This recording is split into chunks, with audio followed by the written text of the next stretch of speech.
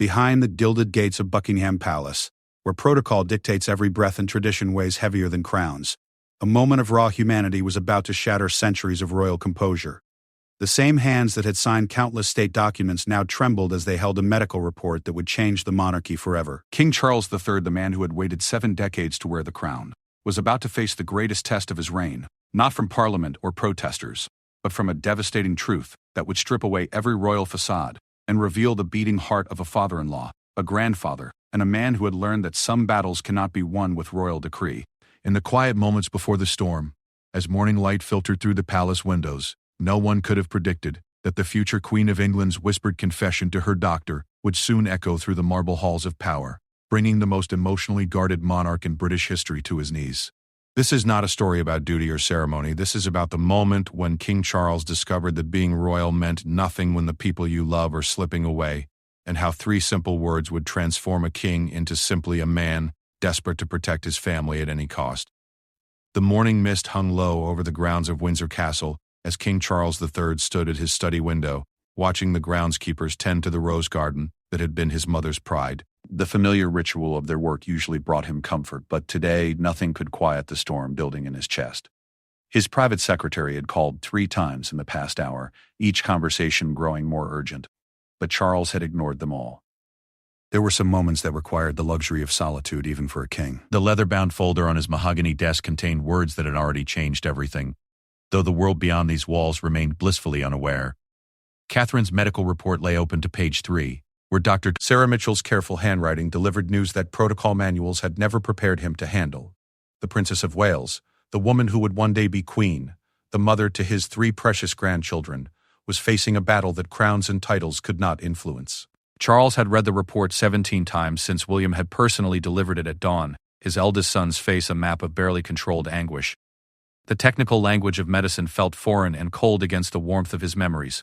Catherine laughing at George's terrible jokes during Christmas dinner, teaching Charlotte how to curtsy properly, racing around Anne-Mere Hall's garden with Louis on her shoulders. How could someone so vibrant, so essential to their family's happiness, be reduced to medical terminology and treatment options? The king's hands, weathered by 7 decades of life and marked by the weight of responsibility, traced the edges of the report. He thought about his own recent health scare, how it had forced him to confront his mortality in ways that decades of preparation had never addressed. But this was different. This was Catherine, the daughter-in-law who had brought such joy to their family, who had modernized the monarchy simply by being authentically herself, who had given them hope for the future. A soft knock interrupted his thoughts. James, his longtime valet, entered with the morning tea service, moving with the practiced quiet of someone who understood that some days required extra gentleness. The man had served the royal family for 38 years, had witnessed births and deaths, celebrations and catastrophes, always maintaining the perfect balance of discretion and compassion. "Your Majesty," James said softly, placing the silver tray on a side table. "The Prince of Wales is requesting an audience when you're ready." Charles nodded, knowing that William was likely pacing the corridors, desperate for guidance on how to navigate the impossible terrain ahead. As a father himself, Charles understood the unique agony of watching your children face challenges you cannot solve, burdens you cannot carry for them. But William's burden was multiplied by the weight of public expectation, the knowledge that every decision would be scrutinized, every emotion measured against the standard of royal composure. The morning sun climbed higher, casting golden rectangles across the Persian rug where Charles had played as a child during visits to his grandmother. Those were simpler times, when the most pressing concerns were lessons with his tutors and the occasional stern lecture about posture. Now, every decision rippled through history, every personal crisis became a matter of state interest. His phone buzzed with a message from Camilla, who was visiting her grandchildren in the countryside, blissfully unaware of the storm gathering at home. "Having a wonderful time with the little ones. They send their love. Hope your day is peaceful. XX." The innocence of her words made his chest tighten. Soon, he would have to share this burden with her, watch the worry settle into her eyes, feel the way catastrophe could steal joy from even the simplest moments. Charles walked to his private bathroom and splashed cold water on his face, studying his reflection in the antique mirror. The man looking back was tired in a way that sleep could not cure, bearing the weight of knowledge that felt too heavy for one person to carry. His mother had always spoken about the loneliness of leadership, how the crown could isolate you even from those you loved most. Today, that Isolation felt complete. Returning to his desk, he opened the secure drawer where he kept his most private correspondence. Among the letters was a note Catherine had written him 2 years ago, after a particularly challenging state dinner where she had been nervous about protocol. "Thank you for making me feel like family instead of just a royal obligation. Your kindness means more than you know. With love and gratitude, Catherine." Her handwriting was neat and thoughtful, each word chosen with care. The irony was not lost on him. In trying to prepare her for a lifetime of royal duty, he had grown to love her simply as Catherine, the woman who made his son happy, who brought laughter to formal dinners, who had given him grandchildren that filled his heart with purpose beyond the crown. Now, watching her face this challenge, he realized that all his experience, all his preparation, all his resources felt inadequate against the simple, terrible randomness of human frailty. A memory surfaced from Charlotte's 5th birthday party at Kensington Palace. Catherine had organized a small celebration in the garden, and Charles had arrived to find her on her hands and knees, helping to set up a treasure hunt. Her dress had grass stains, her hair was slightly disheveled, and she was laughing at something George had whispered in her ear. In that moment, she had looked so young, so full of life, so perfectly suited for the long journey ahead. As a member of their family, the weight of leadership had taught Charles that some problems could not be solved with diplomacy, some challenges could not be met with ceremony, and some fears could not be calmed with protocol. This was raw human experience in all its uncertainty, and it demanded responses that came from the heart rather than the handbook. He thought about his grandmother, the Queen Mother, and how she had navigated the family through war and scandal with a combination of steel and tenderness. She had taught him that strength was not the absence of fear, but the willingness to carry on despite it. Today, he would need to find that strength not just as a king, but as a grandfather who wanted to protect his family from a pain that crowns could not prevent. The morning stretched on, each minute feeling simultaneously urgent and endless. Soon, he would need to make decisions about public statements, about schedules, about the delicate balance between privacy and transparency that defined modern royal life. But for now, in the quiet of his study, Charles allowed himself to simply be a man confronting the limits of his power, the depth of his love, and the terrible uncertainty that connected him to every parent, every spouse, every human being who had ever received news that changed everything. The folder on his desk remained open, its contents unchanged by his anguish, immune to his wishes, indifferent to his crown. Outside, the gardeners continued their work, tending to roses that would bloom regardless of royal sorrow, following cycles that preceded and would outlast any individual grief. In the distance, church bells marked the hour, their bronze voices carrying across the countryside with the same steady rhythm that had comforted and challenged kings for centuries. Charles closed his eyes and allowed himself one moment of complete vulnerability, one instant where he was not a king or a symbol or a representative of continuity, but simply a man whose family was about to face their greatest test. Tomorrow would bring decisions and statements and careful management of public perception. Today, in the solitude of his study, surrounded by the history that had shaped him and the responsibilities that defined him, he permitted himself to feel the full weight of loving people beyond his power to protect. The afternoon rain drummed against the windows of Clarence's house as King Charles sat across from William in the smaller drawing room, the formal distance of their usual meetings abandoned, for chairs pulled close together like two men sharing an impossible burden. Between them lay the afternoon editions of several newspapers, their front pages blissfully ignorant of the crisis unfolding within the walls of the royal residences. The headlines spoke of trade agreements and parliamentary debates, ordinary concerns of a kingdom unaware that its future queen was preparing for the fight of her life. William's hand shook slightly as he held his third cup of tea, the liquid long since cold. His father watched him with the careful attention of someone who recognized his own younger self in the tense set of shoulders, the way grief could make even the simplest tasks feel monumental. At William's age, Charles had lost his grandmother, the Queen Mother, and remembered how the private sorrow had to be managed alongside public duties, how personal grief became a performance of controlled mourning. She insisted on telling the children herself, William said, his voice barely above a whisper. George asked if being brave meant not crying, and she told him that sometimes being brave means crying with the people you love. Charles felt his chest constrict at the image of his grandson, barely 11 years old, trying to process concepts that challenged adults. Catherine's wisdom in those moments revealed the depth of strength that had made her such a natural fit for their family, but also highlighted the cruelty of timing that threatened to cut short her influence on their children's lives. The king thought about his own children at similar ages, how he had struggled to balance honesty with protection, truth with hope. Royal children grew up understanding that their lives were different, that privacy was a luxury, and public interest was a constant reality. But they were still children, still deserving of the innocence that catastrophe could steal in an instant. What did you tell them about the treatment? Charles asked, knowing that medical procedures for public figures became matters of scheduling complexity, security concerns, and media management. The simple act of going to a hospital, something most families could do privately, required coordination between multiple agencies and careful consideration of public perception. William's expression darkened. That's where it gets complicated. The doctors want to start immediately, but the security implications, the media attention, Catherine is terrified that every appointment will become a circus. She keeps saying she just wants to be a normal patient, not a headline. The frustration in his voice reflected a lifelong struggle between public duty and private needs, the way royal life could complicate even the most basic human experiences.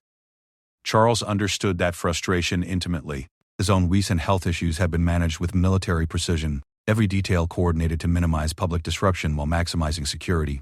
But he had been king, prepared for public scrutiny. Catherine was a mother first, someone who had married into royalty but retained the instincts of someone who valued normalcy above protocol. The afternoon light was fading, casting long shadows across the room where 4 generations of monarchs had made decisions that shaped history. Today's decision felt both more personal and more significant than matters of state or international relations. This was about family, about the woman who would one day be queen consort, about ensuring that 3 innocent children could grow up with their mother's guidance. "I've been thinking about Mama," Charles said suddenly, using the private name he had called his mother even after she became Queen Elizabeth II. How she managed her own health concerns, the way she protected us from worrying while still preparing us for responsibilities. Catherine has that same instinct, wanting to shield others even when she's the one who needs protection. William nodded, remembering his grandmother's grace under pressure, her ability to maintain composure even during the most challenging periods of her reign. The Queen had set a standard for handling personal crisis with public dignity that felt both inspiring and impossibly demanding for those who came after her. The conversation was interrupted by a gentle knock. "Shh." Camilla entered quietly, her face immediately revealing that she had been briefed on the situation during her drive back from the countryside. Her presence brought a different energy to the room, maternal rather than monarchical, focused on emotional support rather than strategic planning. "How is she really?" Camilla asked, settling into a chair that formed a triangle with father and son. Her question cut through the medical terminology and protocol considerations to the heart of what mattered. Catherine as a person, not a patient or a public figure. "Scared," William admitted, the word carrying the weight of everything he had been trying to manage alone. She keeps apologizing, as if this is somehow her fault, as if she's letting everyone down by being human. The irony was painful. Catherine, who had brought such humanity to the royal family, now feeling guilty for experiencing the vulnerability that connected her to millions of people around the world. Camilla reached for William's hand, a gesture that would have been unthinkable in previous generations but felt natural now. "Your mother-in-law is one of the strongest people I know. Not because she never struggles, but because she faces difficult things with such grace. The children will learn more about courage from watching her handle this than from any lesson we could teach them." The queen consort's words carried special weight because she understood the unique challenges of marrying into the royal family as an adult, of learning to balance personal authenticity with public expectation. Her own journey had been marked by public scrutiny and private struggle, making her uniquely qualified to understand Catherine's position. As evening approached, the 3 of them sat in comfortable silence, each lost in their own thoughts about the woman who had changed their family dynamic so profoundly. Catherine had brought a lightness to formal occasions, a warmth to official photographs, a sense of genuine joy to events that could feel burdensome. Her absence from future engagements would be noted not just by the public, but felt deeply by a family that had grown accustomed to her stabilizing presence. Charles thought about the speech he would need to give, the careful balance between transparency and privacy that royal communication required. The public had a right to understand why their future queen might be less visible in coming months. But Catherine deserved to maintain dignity and control over her own narrative. The challenge was protecting her while still fulfilling the monarchy's obligation to honest communication with the people they served. "I want to visit the hospital tomorrow," Charles announced suddenly. "Not for photographs or public relations, but because she's family."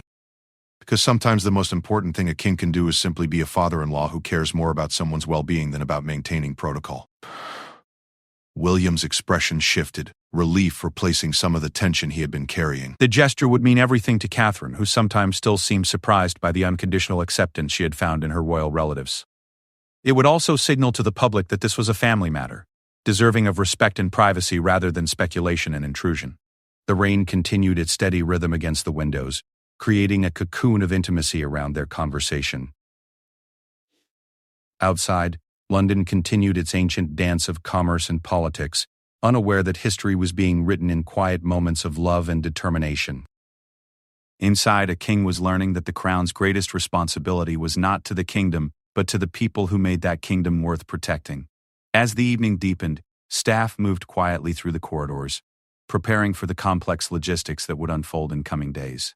Schedules would be adjusted, security protocols reviewed, medical facilities prepared for royal visits.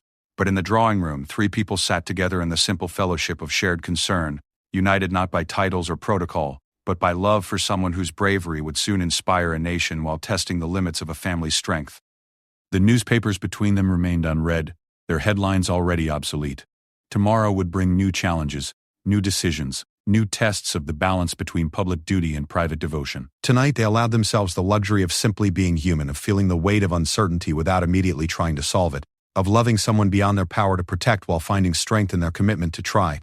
The Buckingham Palace press room had never felt smaller than it did on this gray Tuesday morning, as King Charles III prepared to address the nation about matters that transcended politics, policy, and protocol. Behind the familiar podium where monarchs had announced wars and peace treaties, marriages and deaths, stood a man about to strip away centuries of royal reserve to speak with unprecedented honesty about love, fear, and the fragile humanity that connected crowns to common ground. His speech, handwritten on cream-colored paper in his distinctive script, bore none of the formal language that usually characterized royal addresses. No speechwriters had crafted these words. No advisors had polished the phrases. This was Charles speaking as himself, grandfather, father-in-law, and human being who had learned that some truths could only be told from the heart. The room buzzed with anticipation as camera crews made final adjustments and reporters checked their equipment. They expected protocol. Perhaps a brief statement about health concerns requiring privacy and patience. None of them were prepared for what was about to unfold, a moment that would redefine royal communication and reveal the beating heart beneath the ceremonial armor. Charles entered the room without fanfare, his usual retinue of aides absent. He had insisted on walking this path alone, understanding that authenticity could not be managed or manufactured. His hands, steady despite the magnitude of the moment, held the papers that contained words he had wrestled with through sleepless nights, phrases that balanced truth with hope, honesty with dignity. My fellow citizens, he began, his voice carrying the weight of 7 decades of preparation and the vulnerability of a man who had discovered that love makes everyone powerless. I stand before you today not primarily as your king, but as a father, grandfather, and member of a family facing challenges that unite us with families throughout our realm and beyond. The room fell completely silent, the usual rustle of papers and whispered commentary stilled by the unexpected intimacy of his tone. Royal speeches typically maintained careful distance, referring to the monarch in third person, speaking of duty and service in abstract terms. This was different. Immediate, personal, and courageously vulnerable. The Princess of Wales, my beloved daughter-in-law Catherine, has been diagnosed with cancer. The words landed like stones in still water, creating ripples that would spread far beyond this room, beyond these shores, touching millions of hearts that had watched her grow from a young woman in love to a mother royal and symbol of modern monarchy. Charles paused, allowing the weight of that simple sentence to settle. In that pause, he thought about Catherine's courage in agreeing to this announcement, her insistence that honesty was the only path forward despite the public scrutiny it would invite. She had faced her diagnosis with characteristic grace, but had also shown him that strength could coexist with vulnerability, that leadership sometimes meant admitting fear while choosing hope. As a family, we are learning that no title, no position, no amount of preparation can shield us from life's deepest challenges. Catherine faces this battle with the same dignity and courage that has defined her service to this nation, but she faces it as a mother first, as William's wife, as our daughter, and as a woman whose strength has already inspired more people than she may ever know. The king's voice caught slightly on the word daughter, a moment of emotion that revealed the depth of affection that had grown between him and his daughter-in-law over 15 years of family life. Their relationship had evolved from formal courtesy to genuine warmth, built through shared experiences, mutual respect, and Catherine's natural ability to bring lightness to even the most formal occasions. I have learned, in these past days, that the Crown's greatest responsibility is not to distant subjects or abstract principles, but to the people we love who make service meaningful. Watching Catherine face this challenge has taught me that true leadership lies not in projecting invincibility, but in demonstrating that courage can exist alongside fear, that hope can flourish even in uncertainty. Behind the cameras, hardened journalists found themselves unexpectedly moved by the raw honesty of the moment. This was not the carefully managed revelation they had expected, but something far more powerful. A monarch choosing humanity over protocol, connection over distance, truth over comfort. Charles continued, his voice growing stronger as he found his rhythm. The children, George, Charlotte, and Louis, are handling this news with remarkable maturity, asking questions that challenge us all to think deeply about what matters most. George asked me yesterday if being royal meant always being brave, and I told him that being human means feeling scared sometimes but choosing love anyway. The image of the future king as an 11-year-old boy wrestling with adult concepts while trying to support his mother created a moment of universal connection. Every parent in the audience understood the complexity of explaining serious illness to children, the delicate balance between honesty and reassurance that Catherine and William were navigating while managing their public roles. Catherine has requested that her treatment proceed as privately as possible, not because she wishes to hide from her responsibilities, but because she recognizes that healing requires space for vulnerability, time for rest, and freedom from the constant weight of public performance. We ask for your understanding and patience as she focuses on what every mother facing this challenge must prioritize: her health, her family, and her recovery. The king's request carried both humility and authority, acknowledging the public's legitimate interest while firmly establishing boundaries that would protect Catherine's dignity during treatment. It was a masterful balance of transparency and privacy that respected both the monarchy's obligations and a patient's fundamental rights. I want to speak directly to the millions of families who face similar battles every day, often without the resources, support systems, and medical care that we are privileged to access. Your courage, your determination, your quiet heroism in hospital corridors and treatment centers across our nation reminds us that true nobility lies not in titles bestowed, but in dignity maintained during life's greatest tests. This recognition of common struggle elevated the speech beyond royal announcement to universal human experience.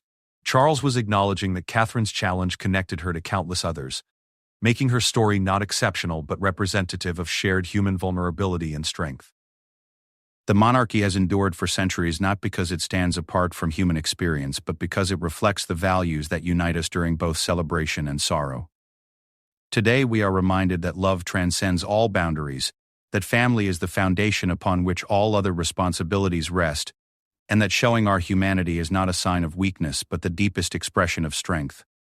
As he neared the conclusion of his speech, Charles looked directly into the cameras, speaking not to journalists or officials, but to the individuals who would hear these words in their homes, workplaces, and communities. His eyes, weathered by decades of public service but brightened by genuine emotion, conveyed a message that transcended the words themselves. Catherine asked me to tell you that she draws strength from your prayers, your kindness, and your understanding. She wants you to know that she will return to her duties when her health permits, not because protocol demands it, but because service to others has always been her greatest joy. Until then, she remains in our hearts and in our daily gratitude for the light she has brought to our family and our kingdom. The speech concluded with a moment of silence that felt both planned and spontaneous, a pause that allowed the weight of the announcement to settle while demonstrating the gravity with which the royal family approached this challenge. Charles gathered his papers slowly, his movement deliberate and dignified, before offering a slight nod to the assembled press and walking quietly from the room. In the days that followed, the speech would be analyzed, praised, and remembered as a watershed moment in royal communication. But in that immediate aftermath, as camera crews packed their equipment and reporters rushed to file their stories, the lasting impression was not of a king making an announcement, but of a man who had found the courage to love publicly, to worry openly, and to demonstrate that the most powerful speeches come not from prepared remarks, but from the unguarded moments when hearts speak directly to hearts. The gray morning had given way to tentative sunshine streaming through the palace windows, illuminating dust motes that danced in the air like hopes taking flight. Somewhere within those ancient walls, Catherine was resting, surrounded by family and buoyed by the knowledge that her story had become part of something larger, a reminder that courage comes in many forms, that love multiplies when shared, and that sometimes the greatest gift a public figure can offer is the simple, powerful act of being human.